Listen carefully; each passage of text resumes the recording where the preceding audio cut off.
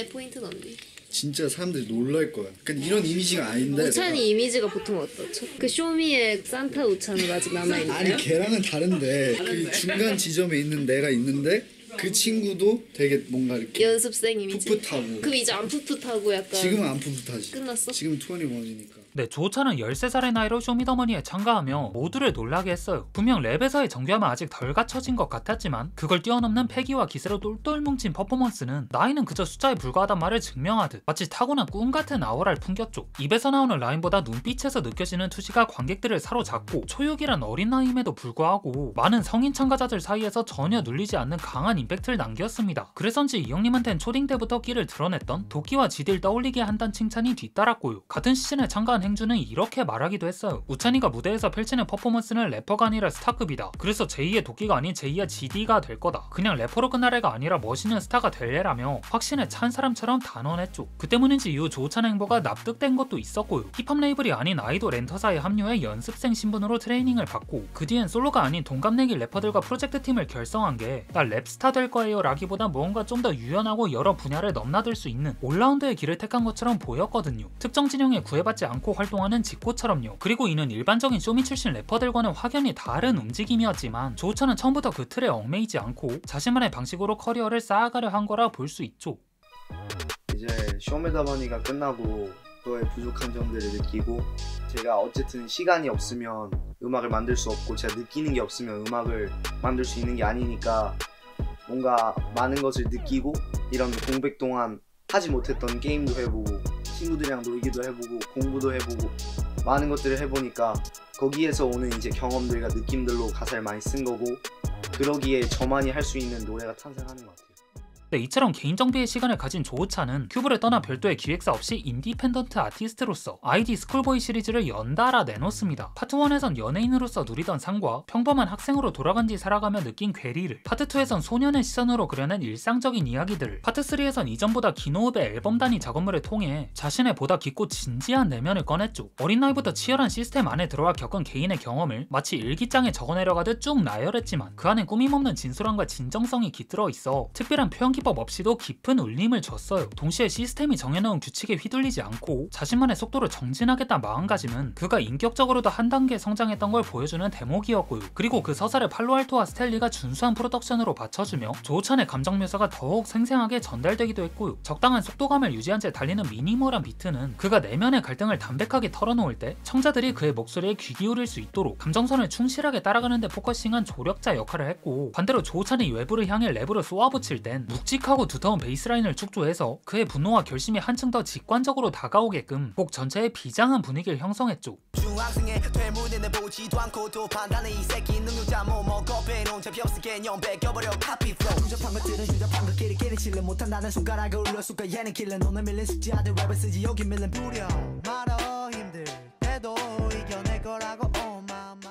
근데 파트 3의 두 번째 트랙 허니댄스의 가사를 보면 조우찬이 이때도 꾸준히 춤 연습을 이어왔던 걸 알 수 있습니다. 실제로 이 무렵 그는 빅히트의 비공개 연습생으로 들어가 트레이니 A란 임시그룹의 일원으로 22시즌 데뷔를 목표로 연습에 한창이었다는데요. 그 과정에서 몇 차례 멤버 교체가 있었지만 조우찬은 줄곧 그룹에 남아있었고 팬들과의 소통에서도 그룹에 대한 애정과 꼭 데뷔하고 말겠다는 강한 열의를 내비쳤죠. 물론 조우찬이 꿈꾸는 최종 목적지가 아이돌이 되는 건 아니지만 본인이 목표하고자 하는 꿈에 다다르기 위해선 아이돌이란 관문을 반드시 통과해야 할 는 진짜 오지게 연습했다 해요. 그런 점에서 회사와의 이해관계도 잘 맞아떨어졌을 겁니다. 빅히트 입장에선 이 형님을 데뷔조에 넣으면 당연히 이득인 게 대중의 얼굴을 익히도록 따로 학습시킬 필요도 없고 랩이랑 프로듀싱도 혼자 힘으로 제법 할 줄 아니까 손해볼 일이 전혀 없는 구조였죠. 그러나 어떤 이유에선지 예정된 데뷔 시즌의 멤버 전원의 데뷔 무산이 확정됐고 그와 함께 트레이니 A 프로젝트도 공식 종료됨에 따라 멤버들은 뿔뿔이 흩어져 각자의 길을 걷게 됐습니다. 이게 참 몇 년 동안 같이 연습해오다 데뷔를 코앞에 두고 모든 게 초기화된 셈이니 당사자들 입장에선 정말 허탈하고 착잡했을 거예요. 회사 입장에서도 오랫동안 굶주려온 그룹인데 갑자기 이렇게 해산시켜서 돈과 마음이 아팠을 테고요. 근데 이러한 그들의 개인적인 상황과 달리 동종업계에선 이 기회를 엿보고 있었습니다. 빅히트 연습생 출신을 FA로 영입할 수 있는 이 절호의 기회를 다른 회사들이 그냥 흘려보낼 리 없었겠죠. 그리고 그중 조우찬을 노리던 집단도 당연히 있었는데 그중 최종 승리자가 된 건 현재 모두가 아는 더블랙 레이블이었습니다. 더블랙으로선 빅히트가 조우찬 트레이닝도 다 시켜놨겠다. 조우찬이면 화제머리도 싹가능이라 판단 판단했을 테니 다시 혼자가 된 그를 잽싸게 줍줍해 간 거죠. 네, 그렇게 이 모든 일이 정리된 지 약 1년 뒤 조우찬은 학생 신분에서 벗어나 성인이 된 해에 신보 하나를 투척합니다. 아마 제 생각엔 조우찬이 그룹 활동에 앞서 솔로 앨범을 먼저 하나 내고 싶다는 의사를 회사에 전한 뒤 회사와 잘 조율해가지고 앨범을 낸 걸로 보이는데요. 근데 올데이 프로젝트가 워낙에 비밀리에 진행됐던 만큼 조우찬은 앨범 크레딧 기획 명의의 더 블랙 레이블 대신 조우찬 본인 이름을 박제하면서 독립 아티스트로 활동을 이어가는 데 페이크를 줬습니다만, 작편곡에 더 블랙 소속 프로듀서들이 대놓고 있던 걸 보면 눈치 빠르신 분들은 이미 조우찬이 그들과 물밑에서 어느 정도의 커넥션이 오갔단 걸 본능적으로 캐치했을 거예요. 그들과 계약을 했단걸요.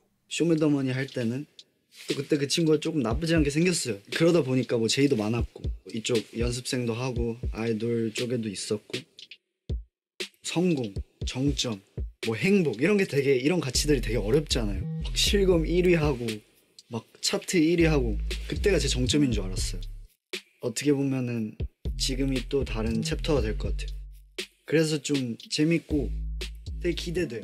불안해 두 명이 보고 우울하네. 조점 없이 계속 걸었고 답답해 괜찮아질 거랬지. 성숙한 몸과 다리 여린 마음 거울 쏟아버린 나 낯설기만 해. 너무 뜨거웠던 어린 나 이젠 실패가 겁나. 맨날 날 바빠 스트레스 뻔한 과로하고픈 대로 하고 싶어. 난 위태로 못 봤다는 한마디에 나는 비참해지지. 작아지는 내 모습 투명한 거울 속에 비춰. 네, 블랭크 속 조우찬의 가사들을 찬찬히 들추었을 때 가장 먼저 느껴진 건 깊은 공허감인데요. 타인과의 관계 속에서 점점 뒤로 밀려나고 일십 하나에도 자존감이 나락으로 떨어지는 등 외형은 성숙해졌지만 내면은 아직 어린 아이인 걸 드러내며 거울 앞에 선 본인 스스로를 낯설어하는 감정을 보였죠. 그와 동시에 이전에 받았던 관심을 성장이란 결과물로 재증명해야 했던 국힘 유망주로서 끊임없이 자신을 몰아붙였지만 돌아오는 건 과로와 번아웃 그리고 감정의 마모였단 걸 고백했습니다. 하고 싶은 것도 욕심도 많았으나 그걸 해낼 수 있는 마음의 여유나 틈은 좀처럼 허락되지 않았고 결국 그 안에서 혼자만의 힘겨루기를 이어갈 수밖에 없던 거죠. 이제 겨우 20살밖에 안 됐는데 말이에요. 그리고 여기에 정체성에 대한 혼란도 겹쳤어요. 타인이 정해놓은 이미지에 자신을 가둬야 한다는 부담감, 어릴 적 일찍이 성공을 맛본 자신과 불안정한 현재의 자신을 비교하게 되는 심리적 괴리감이 그를 여긴 어디 나는 누구의 상태로 빠뜨렸습니다. 우리가 흔히 말하는 비혼의 천재 사례처럼 이 시기에 조우찬도 그 고통을 고스란히 겪고 있었던 거예요. 하지만 그는 그 혼란과 공허함도 결국 스스로 걷어내야 한다는 걸 잘 알고 있었기에 다시 자신을 믿고 앞으로 나아가겠다는 의지를 보이기도 했죠. 그래서 어쩌면 블랭크가 갖는 의미는 어릴 적부터 고정돼버린 이미지를 갖고 있던 한 소년이 아무것도 채워지지 않은 본연의 상태로 돌아와 비워진 자신을 하나씩 채워가려는 다짐이지 않을까 싶어요. 그 첫걸음이 올데이 프로젝트라 할 수 있겠고요.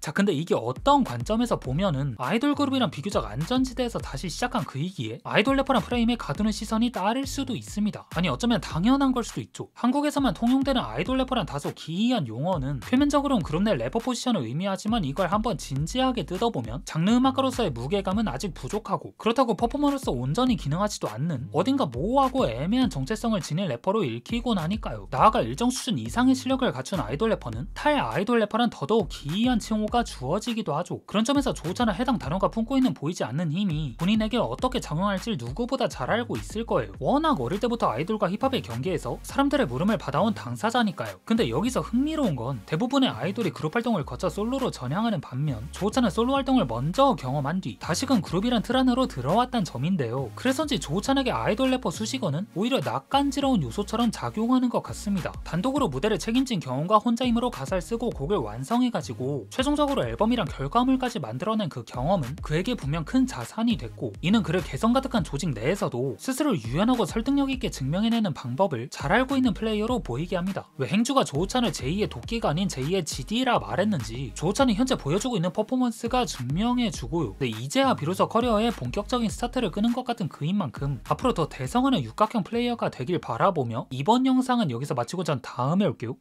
많은 분들이 래퍼랑 아이돌 이런 걸 나누잖아요. 저는 사실 저도 되게 정체성 혼란이 되게 있었어요. 되게 이렇게 두 개가 있으면 그걸 더 크게 아우르는 그런 아티스트가 되고 싶어요. 최고가 되고 싶어요. 그냥 세계적인 아티스트가 되고 싶고 모두에게 인정받고 싶고 전 둘 다 하고 싶고 둘 다 잘할 수 있고 저는 힙합을 되게 좋아하니까 힙합 계속 할 거고 멋있게 할 수 있을 것 같아요.